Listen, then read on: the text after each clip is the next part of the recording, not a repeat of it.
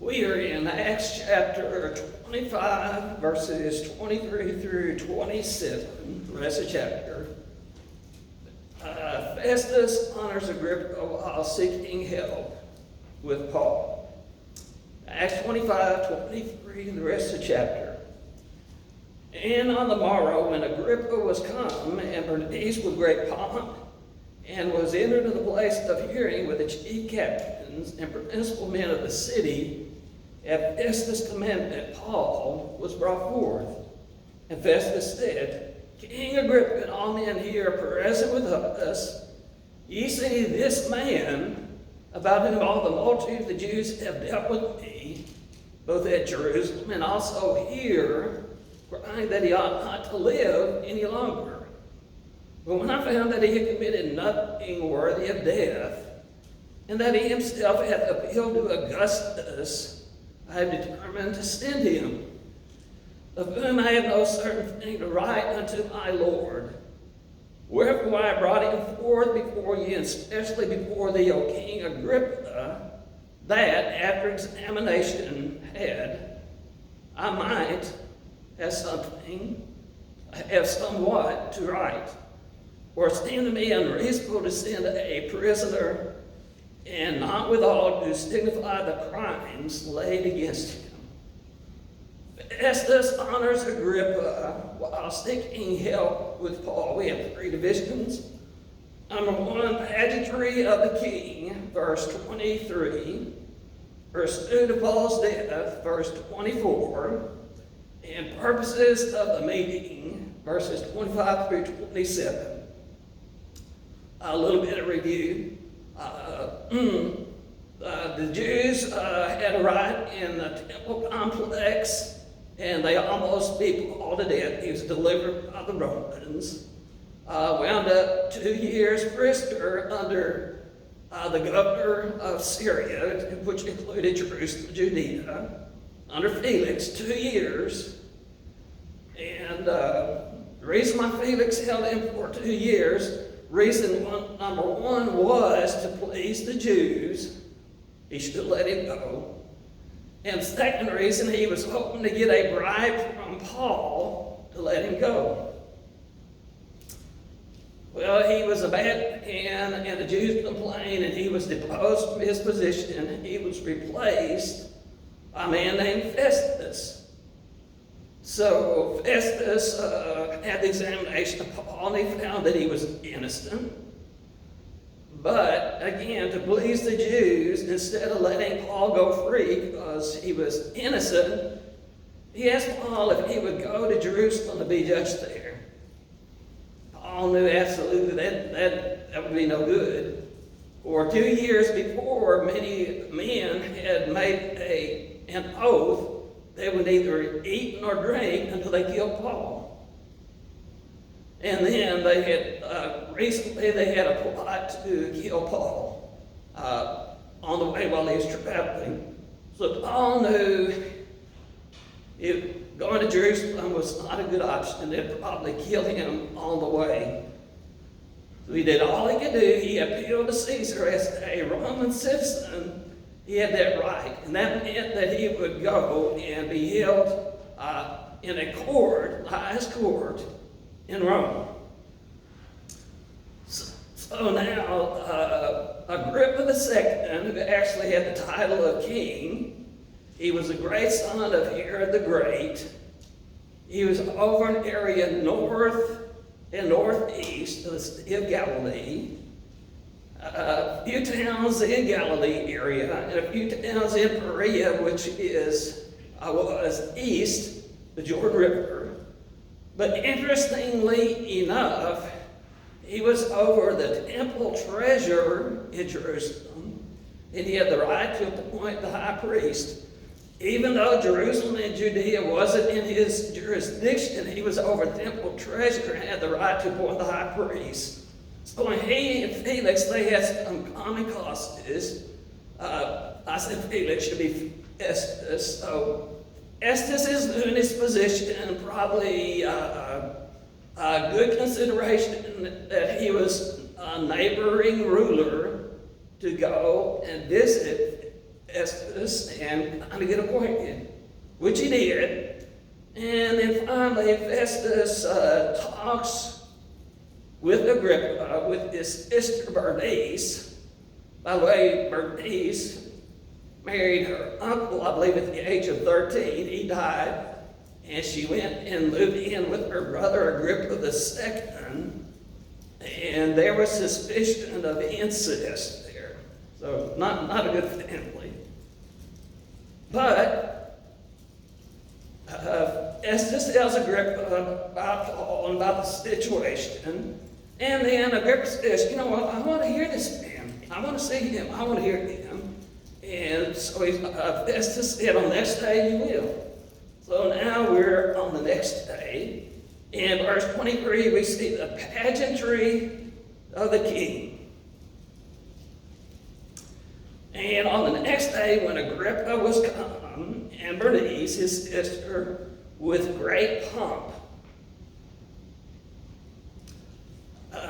Word pomp means display. If from a verb that is from another verb, means to show, to make an appearance. So can you imagine a king coming and decking out all his royal robes or whatever they wore back then? And no doubt Bernice, she was really decked out also to the hilt.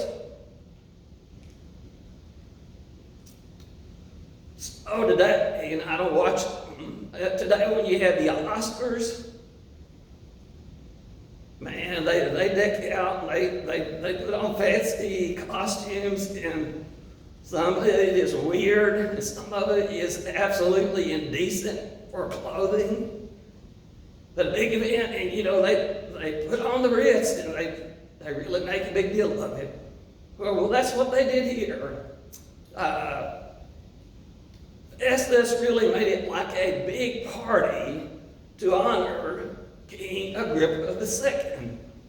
And so they dressed for the occasion and went into the palace of hearing, the auditorium, and also with the chief captains. The Greek word is kiliarch, means over 1,000 men. Josephus says in Caesarea there, they had 5 kiliarchs who had 1,000 soldiers each under them. So they had 5,000 soldiers in Caesarea. And then they also had their principal men of the city. One of the commentators said this probably included Jews besides the Romans.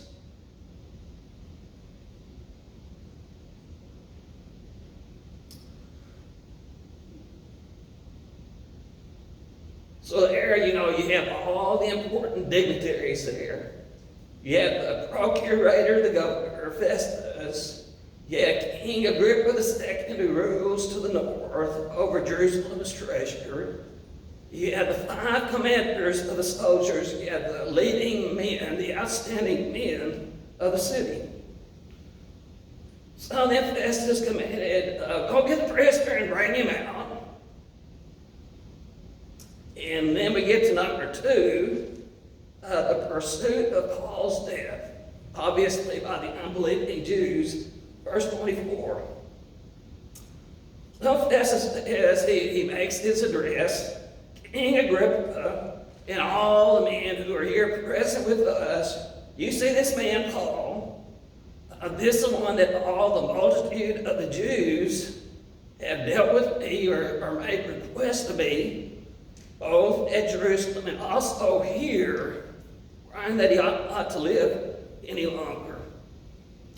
Now Warren Wiersbe said when he said that all Jews are seeking Paul's death, that's probably an exaggeration. It wasn't all Jews. It was the leading Jews, obviously the high priests and the Sadducees, but not the Pharisees. Always Pharisee, and they believed in the resurrection and judgment for the just and the wicked. And certainly they were probably for Paul's execution.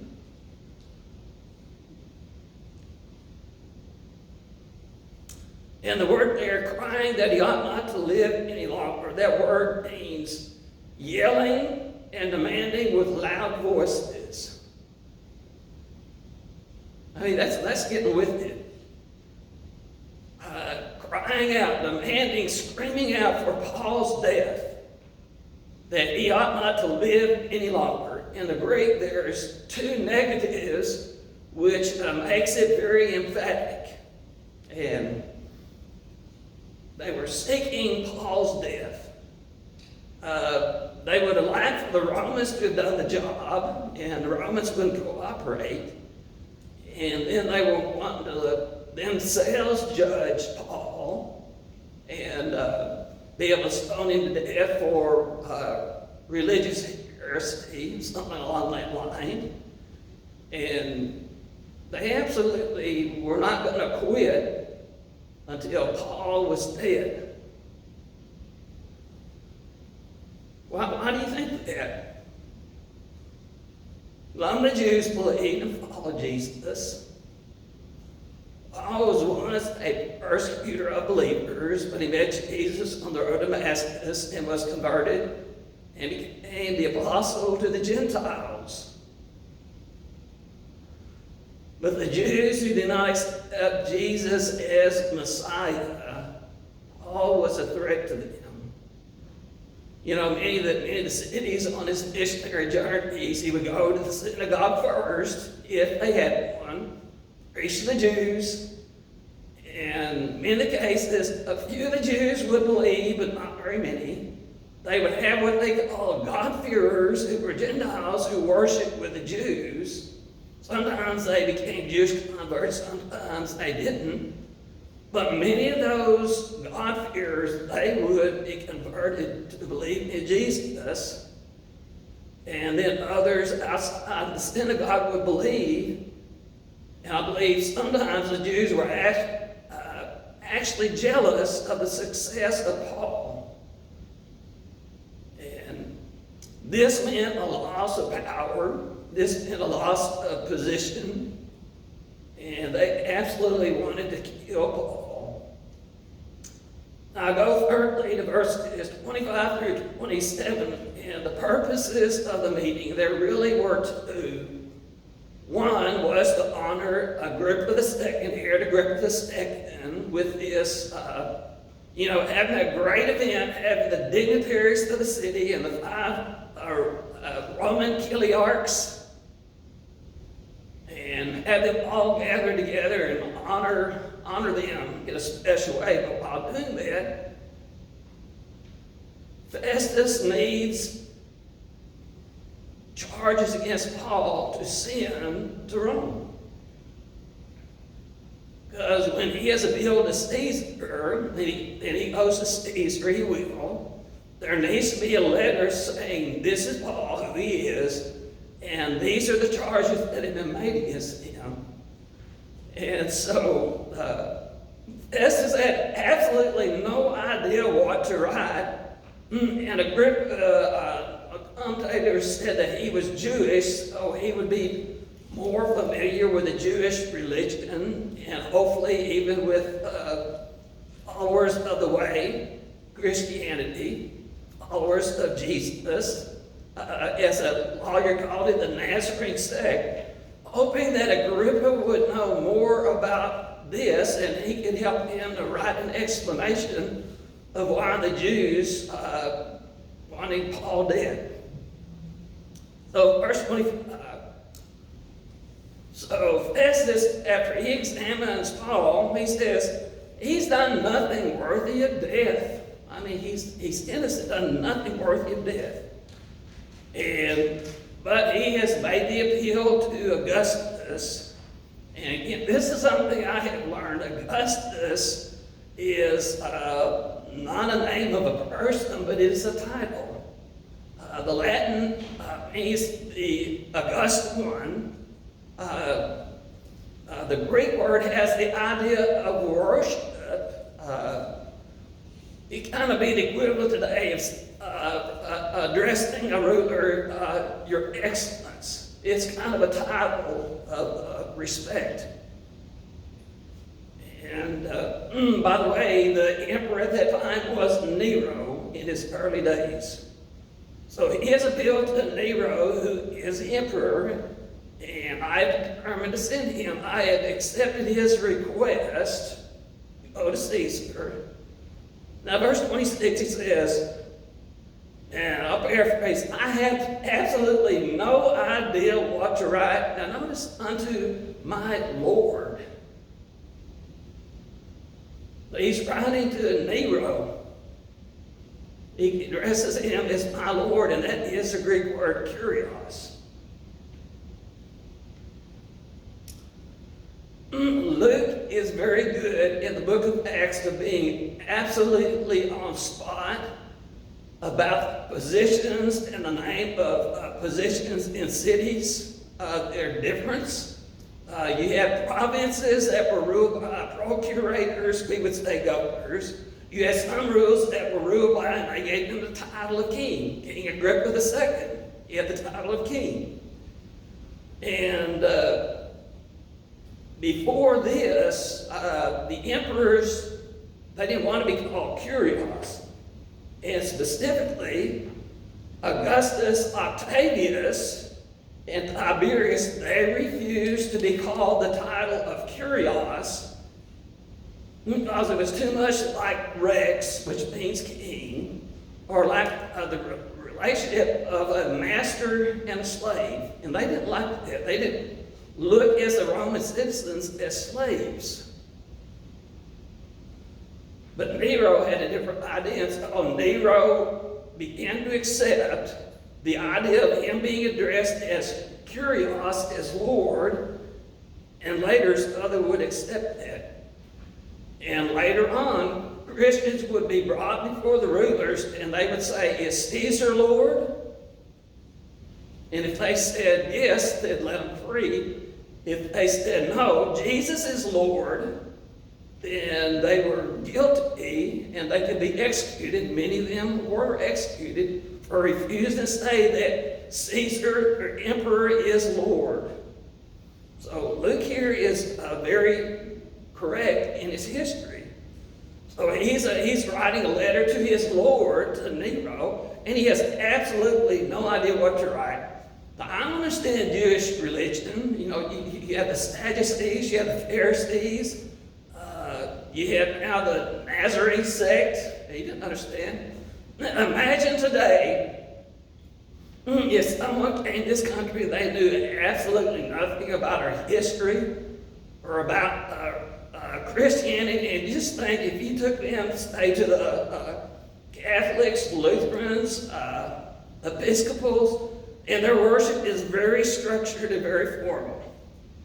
Now, next Sunday, you take them to the Pentecostals, and they're shouting, they're running around and speaking in tongues. And the next Sunday, you take them to Church of Christ, and they have no musical instruments. The next week, you go to a non-denominational church, and they got a full band, and they got lights, and they got smoke. And then take them to the small country churches that just preach the gospel, don't have much else. And then ask them, what's Christianity? What do you think they say? I had no idea what it is. They'd be confused. So Festus, he was absolutely confused. He didn't know what it was. He didn't understand the question. He says, Agrippa, help me out. I don't know what to write. So that's why I have brought you here, so after you examine Paul, I'll have something to write.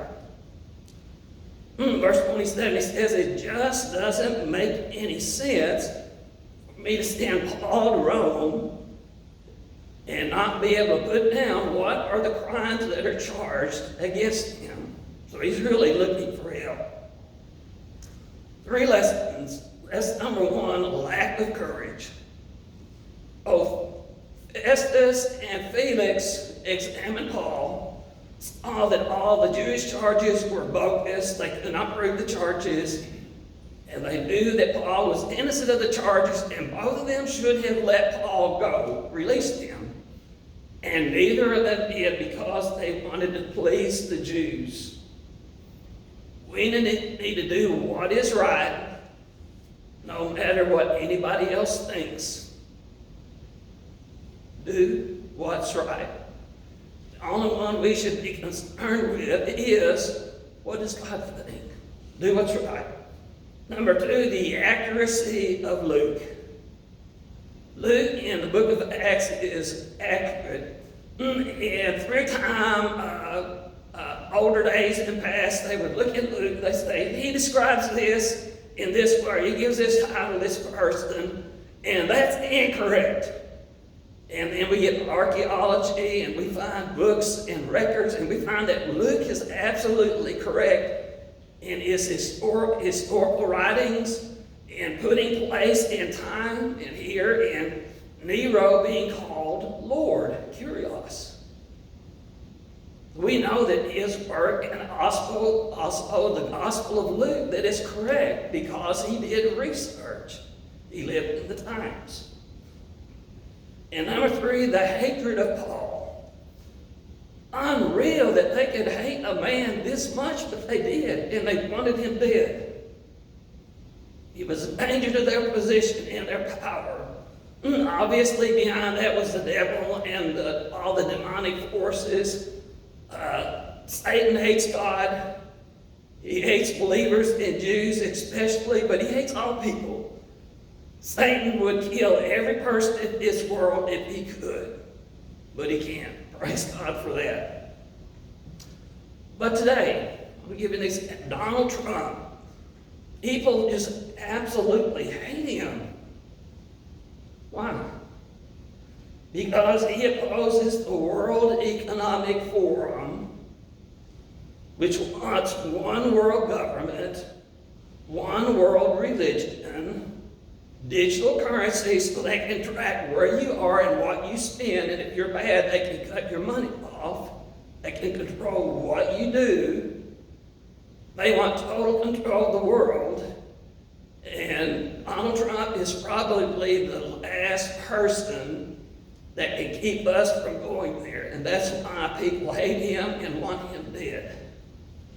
That's sad, but that's true. Paul loved the Lord Jesus, and he went to prison for the Lord. He told the truth that Jesus is the only way to salvation and to God, and he paid dearly for that. Eventually, he would pay by being beheaded. But we need to be faithful to God and share the gospel and do what's right. If you see this message, you don't know Jesus is Lord, let this be your day of salvation, and don't put off committing to Jesus as Lord. Do that even now. And Matt, will you close us in prayer?